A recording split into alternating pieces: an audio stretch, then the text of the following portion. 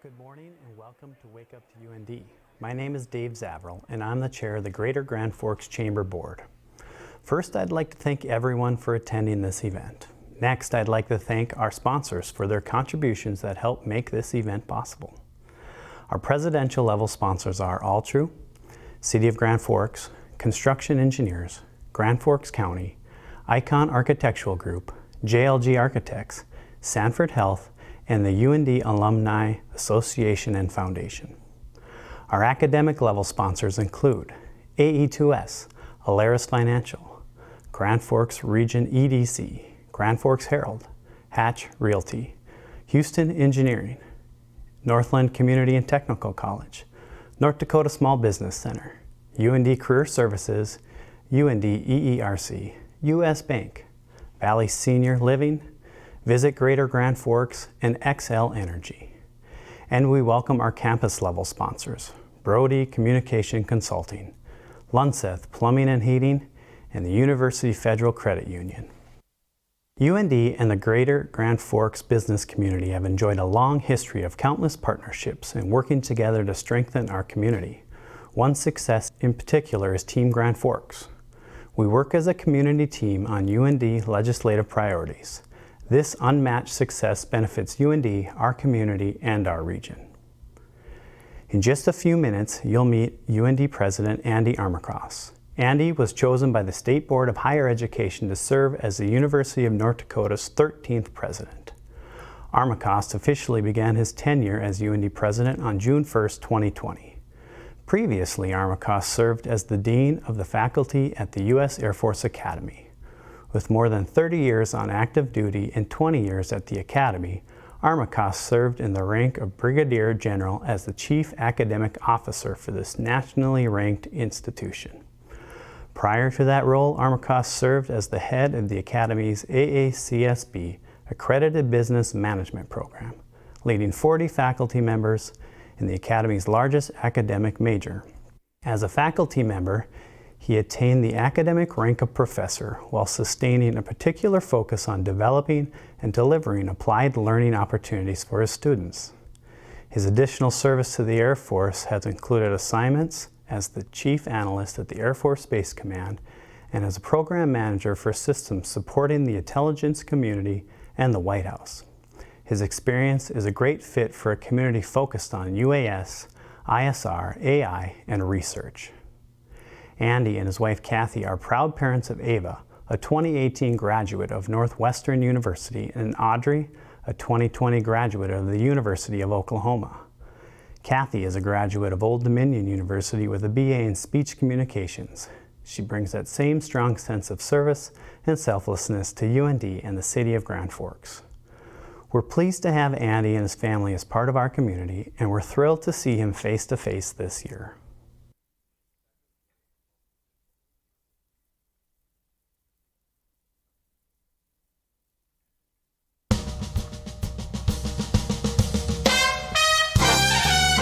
Live from the new UND Memorial Union, this is Wake Up to UND.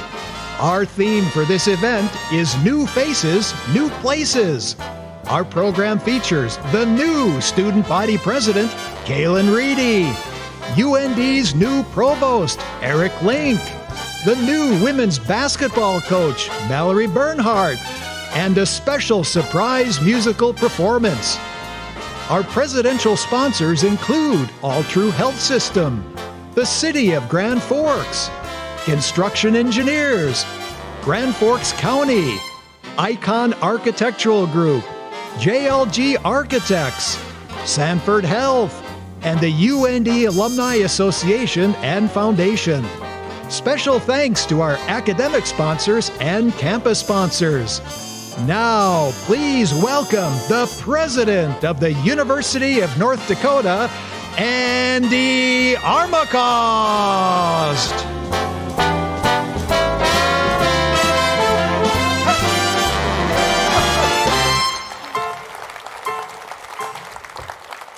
Hey, it's good to see everyone. What a day, huh? Coming together, and what a thrill it is to gather in person, face to face in this fantastic new facility. How about a round of applause for the new Memorial Union?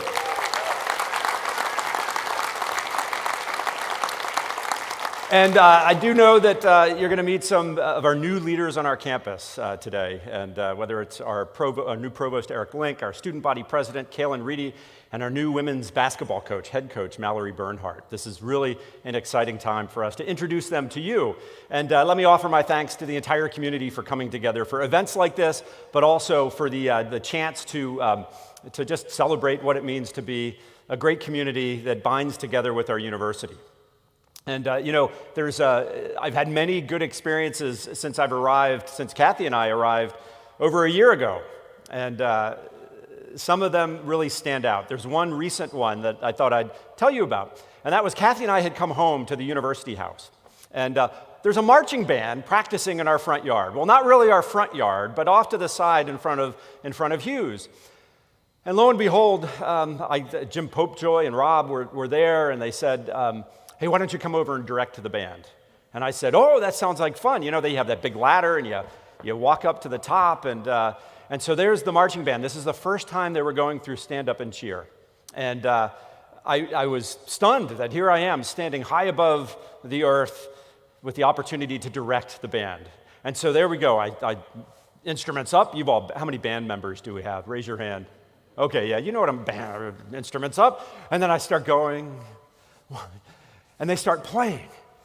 And I'm thrilled. I'm like, wow, I've got the power. I got the power. One hand, left hand, right? Go crazy. And I'm up on this tower going, wow, I am in charge. I'm the president of UND.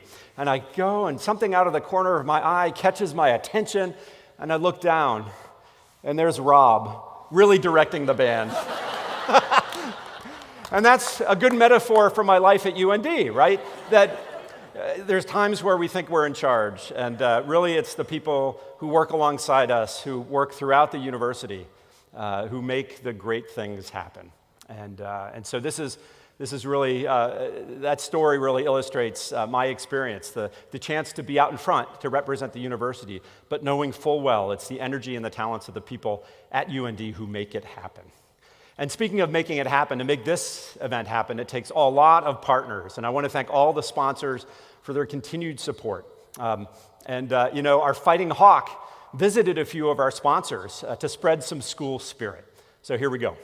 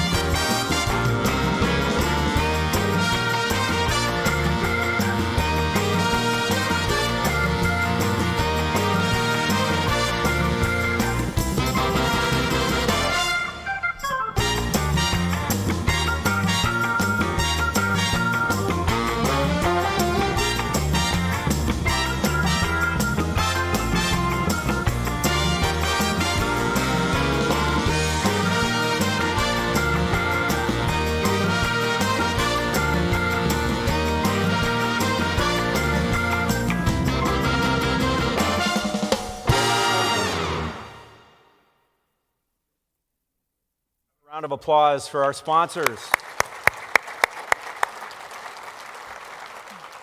When you drive down University Avenue, you'll see the results of years of planning.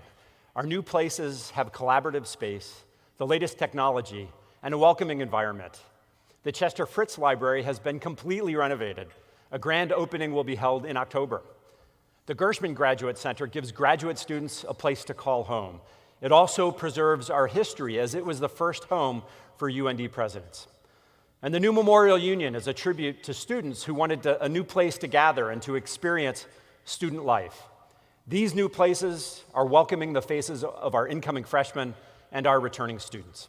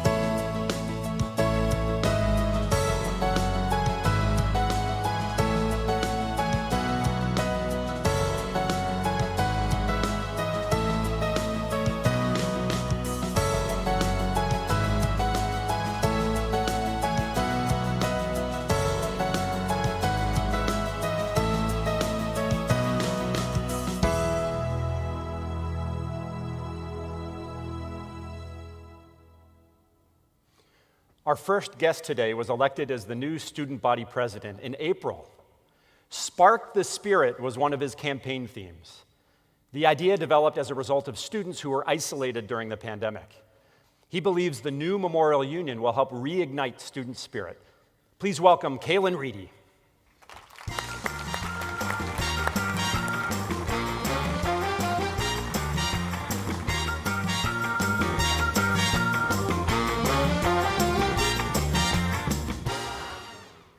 Kaelan, congratulations on your role as student body president. Well, thank you so much, President Armacost. It's a pleasure to be here. And you originally hail from Dallas, Texas. How did you end up at UND? Yes, well, I was from Dallas, Texas. I was born there, but I would say most of my life I've been raised in Mandan, North Dakota. So I'm from these parts, basically.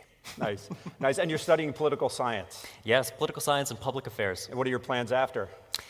So in the political science department, we like to take opportunities as they come, see what kind of comes to us, as opposed to really plan forward, but that's kind of my goal. I love it. And this building, this beautiful building, was a student-driven project. Yes. What are your thoughts, having been in here for a couple months now? Yeah, I'm very proud of all of the work that was done. Being in the student union is such a pleasure. It's great seeing all of the natural lighting, the space, just having a student focus for this building. It's been something that I think has been really missed on campus over the last few years, but it's been fantastic being there and taking the work of the students before having our new office and all of that. It's fantastic. Nice. And just beneath us are some great dining places. Do you have a particular favorite? Yes, I call it my second office, the line for Panda Express.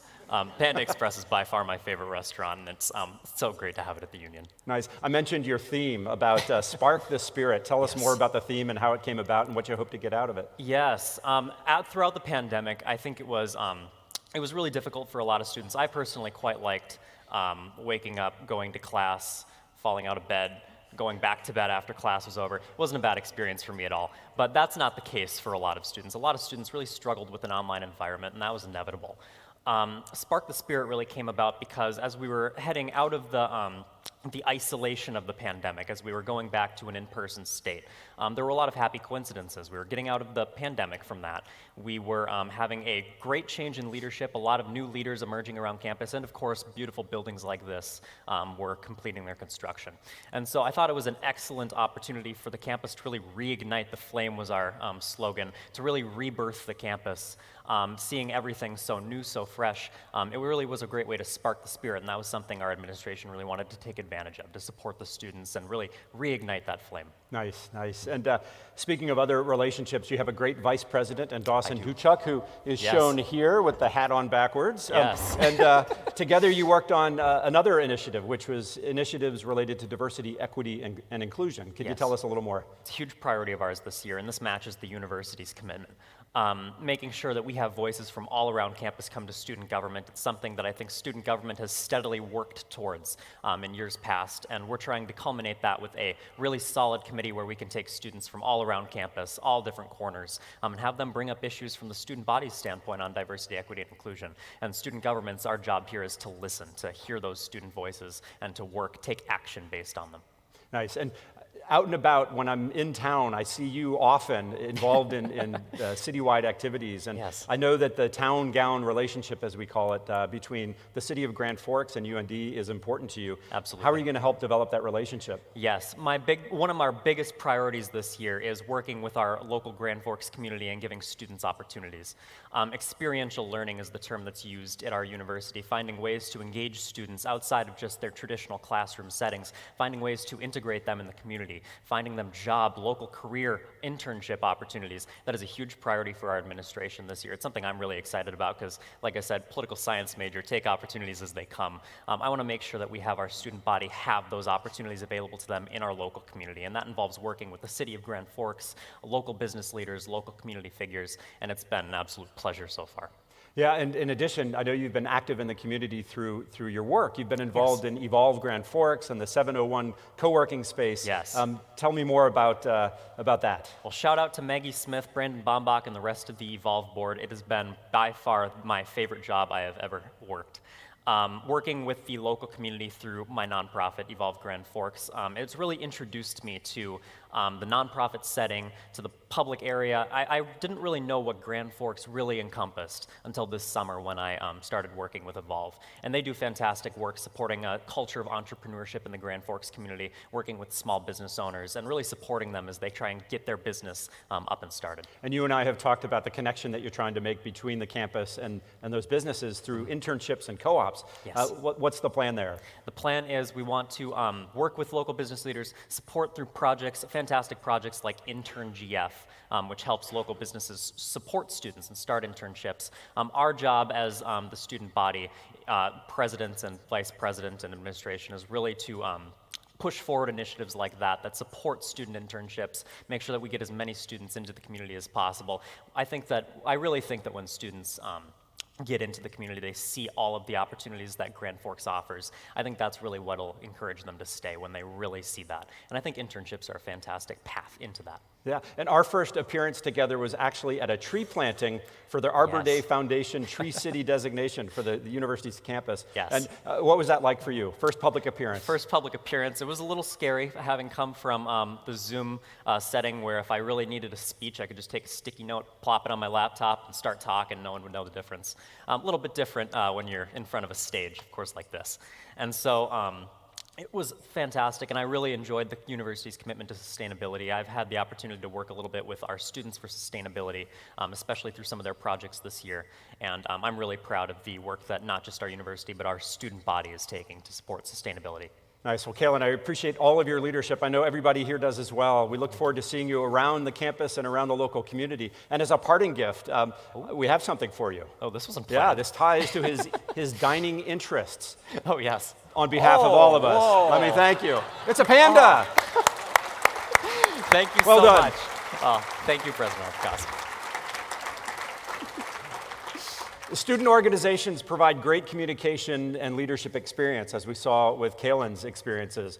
A few weeks ago, I met a student at our annual Involvement Expo who is making a difference. Malika Barbie Odera helped UND develop a new organization. Its goal is to empower the next generation of leaders.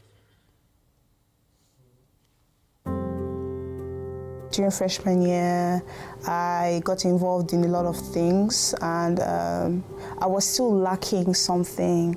I was searching for an organization that it's not only inclusive of every student, A, B, and C students, but actually trains you on how to be a leader. It actually coaches you and trains you. I didn't really know what a leader was on and how to be a leader. So I actually created a chapter of the National Society of Leadership and Success, and that's the largest leadership honor society in the US. My name is Malika. I am double majoring in psychology and criminal justice, and I'm from Cameroon, but I live in Brooklyn Park, Minnesota. We just kicked off officially this year, thankfully, because I know it was a struggle. I've been trying to set this up since freshman year, but then you remember why you even started, you remember your why you're doing this, and it just encourages you to keep going and doing what you gotta do. I absolutely love the UND Psychology and Criminal Justice department. The professors have been great, and the program itself it's amazing. So I really want to impact the criminal justice system especially. I want to make juveniles feel heard. I don't want anyone to feel like there's no one that understands them or what they're going through. In the future, I want to have charity foundations, money donated to families that are unable to fend for their kids and their families, and for students' college education. So I really am passionate about education funds. I actually considered not even going to college because I also did not want the student debts. Thankfully and fortunately for me, scholarships and federal grants have been able to help me. I just really like how UND is always sharing opportunities with all students, and I always try to make use and take advantage of the opportunities, and most of them are free, so why not if not?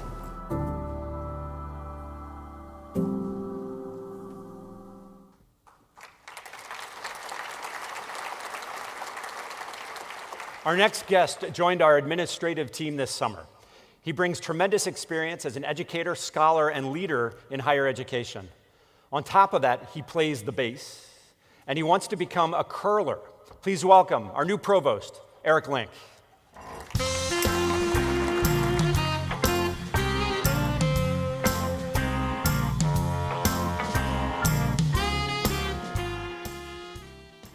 Eric, we're glad to have you here this morning. Welcome. It's great to be here, and Kaelan is a tough act to follow. That's for sure. For sure. And we'll get to your curling in a little bit, but tell us about your family. Beautiful wife, 4 kids, 2 grandkids. They're fantastic. They are, and my wife, who couldn't be here this morning, is the face of the franchise. She's amazing. She is a professor here at UND in the College of Education and Human Development. She is a professor of educational leadership. Awesome, and I understand you recently bought a home here in Grand Forks, and I understand you're in a pretty interesting neighborhood. So we did. We found out that we were going to have the opportunity to come up here to Grand Forks in early to mid-February, and so we started doing 2 things immediately. First, we reached out to a real estate agent here in Grand Forks just to make a connection and tell them we're coming. Find us a home. And then we started watching the daily weather reports coming out of the and both were entertaining. And so we came up here in mid-April on a weekend, just kind of flew in on a Friday, spent Saturday with our real estate agent, just said, show us Grand Forks. He did, and we pointed at a house that day and said, that's the one, and here we are. We are in a great neighborhood in kind of the southern part of town, and I live just a couple doors down from a couple deans here at UND, a couple associate deans. The mayor is a few doors down, so we have to be on our best behavior all the time. I love it. And you came here from Texas, and in particular, the University of Houston downtown. What drew you to UND? You know, we have been interested in UND for quite some time. I actually was up here, if I can tell a little story, in first week of March of 2013, I had an opportunity to come up here to visit on a little bit of business. And so I flew in. I didn't get to arrive till like 10 o'clock at night. It was dark, it was snowing, it was chilly. And I got a taxi, and I was staying in the Alaris Center. And the taxi driver and I just chit-chatted, and we kind of drove down the frozen streets, and I got checked in. I just passed out because I was exhausted. I get up the next morning, and there is a complimentary issue of the Herald outside my hotel room door. And it turns out that while we name our hurricanes down in Houston, we name our blizzards here in Grand Forks. And the Herald had named, that was a blizzard, it was the 5th named blizzard of that year, and they had named it Eric. So the headline of the paper read, Eric storms through Grand Forks. I knew right then and there that it was destiny, that we had to get to Grand Forks. I went home and I told my wife, I said, Laura, if we ever get a chance, if the stars align and we can make our way to North Dakota, we should do so. And here we are. Here we are. Wonderful. But the road to get here was interesting as well. Your undergraduate degrees were in speech and theater, your graduate degrees in American literature. It seems like an interesting jump between the two. But you also have other interests too, right, beyond just these areas. That's true. You know, I like so many undergraduate students, I changed my major about 6 times before I settled on what I actually got my degree in. But I was growing up, junior high, high school, I was always that kid with a novel and, under his arm, and I would read them in study halls. I just liked to read. So while I ultimately settled on speech and theater for my undergraduate degree, whenever I had room to take an elective, I took a literature course. So I had accumulated as an undergraduate about 36 hours of literature electives. I never declared an English major. I wasn't terribly interested in an English major at the time. But when it came time for graduate school, I had two loves. I had the theater and I had literature, so I flipped a coin, and I went literature. And here we are. And here we are. Well, we're glad the path took you here, and your path has actually taken you in other interesting places as well. You were a Fulbright scholar to Ukraine and to Switzerland. So what is it about the Fulbright Scholarship? Tell us a little bit about it. And then, in addition, what was your experience like in these overseas locations? So thank you for that question. I kind of circled as a kind of an academic bucket list item the Fulbright program very early in my career. I just said, if I'm going to do this for a career, if I ever got the opportunity to be a part of the Fulbright program, I was going to take advantage of it. So in 2008, I had an opportunity to apply for the program. I was accepted, and I was given a Fulbright as a senior scholar to go to Ukraine. So I flew over to Ukraine and taught American literature, and I did some consulting on administration and curriculum development and program development in Lutsk, Ukraine. It changed my life. I had never taught outside of the United States before that, and I really came back a different human being. And to this day, I am a huge proponent of study abroad opportunities, getting outside of our comfort zone a little bit, learning about new cultures, new things. In 2012, I had the opportunity to re-engage with the Fulbright program, and again, was given an opportunity to teach in Switzerland for a while, which I did. Both fantastic experiences. Ukraine, my first experience was exhilarating, terrifying, I mean, just everything. I'd never lived outside of the United States, but everyone was so welcoming and friendly. It was a great experience. Nice. And with all these experiences, international experiences, great teaching experiences, your scholarly work, all of these are pieces of the puzzle that brought you here. And as you reflect upon those experiences and look to the future, what are you seeing as long-term goals in your role as provost? So I want to pick up actually on a theme that was kind of introduced by Kaelan a little bit, and you had mentioned the town-gown relationship. I'm extraordinarily proud of the work that it goes on at this university in its partnership with its community. I really believe that the University of North Dakota should be a part of the community, should be the university for Grand Forks, for North Dakota, for the region. And I think that there's a lot of work that we can do to really build those partnerships going forward. Well, fortunately, our town actually has been known for the location of curling facilities. I believe they're called, I don't know, is Dana Sandy here? Bonspiels, is that the proper curling term? I don't know, but anyhow, tell us about your interest in curling. We've all watched it at midnight when the Olympics are on. You know it. You stay tuned. Okay, so I'm going to embarrass myself a little bit here, but why not? We're only on national television, and so growing up, I was and still am to this day, a huge fan of the Winter Olympics. You know, of the two, I love Olympics, period. Love the competition, love the spectacle of it all. But if I had to pick one, the Winter Olympics always just captured my imagination. I grew up in Boston. That's home for me. And so I was, I played some winter sports myself, and that was part of the culture there. So I was very young, 8 or 9 years old, or something like that, and I was watching, again, the Winter Olympics, and it was like 1 a.m, and along comes this sport I'd never seen before. I couldn't believe what I was seeing. They called it curling. People were taking rocks and throwing them down ice. There were brooms. People were screaming. I didn't know what was going on. And I said, I have got to do that at some point in my life. But then I spent most of my career in Atlanta, Memphis, Houston. Curling is not necessarily big in the deep south, as you can imagine. So bucket list item, moving to Grand Forks. If I don't curl here, then I miss my opportunity in life, right? Now, here's the thing.